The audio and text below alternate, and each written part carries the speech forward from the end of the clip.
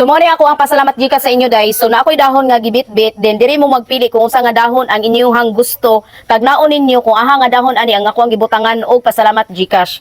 So ako ang giingon sa inyo guys, dili ni siya dagko ay ha, ginagmahira ni kay lagi dili pa man milyon ang akong sahod diri sa Facebook. So ginagmahira sad ni pero gikan ni sa akong kasing-kasing ako ang panghatag sa inyo ha. So kaning mga dahon ani is na ani isa nga nakabutang ani nga naay price. Mo na tagnaan nyo, comment down below kung unsa nga dahon inyong gusto.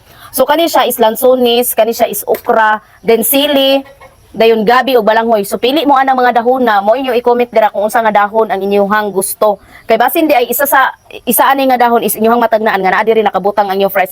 Then ipakita ni nako sa inyo sa long form video nga kung asa jud ani nga dahon nga gibutangan ako og price kay para way daya day way makita. O para rasad ni siya sa ko ang mga top fan karon. So kamo mga top fan gawas na mo comment na mo dira kay basin kamo ang makadawat sa tong unang pasalamat Jkass. So mo ni siya dayhaday nga mga dahon mo na yung pilian han atay balanghoy, gabi, lanson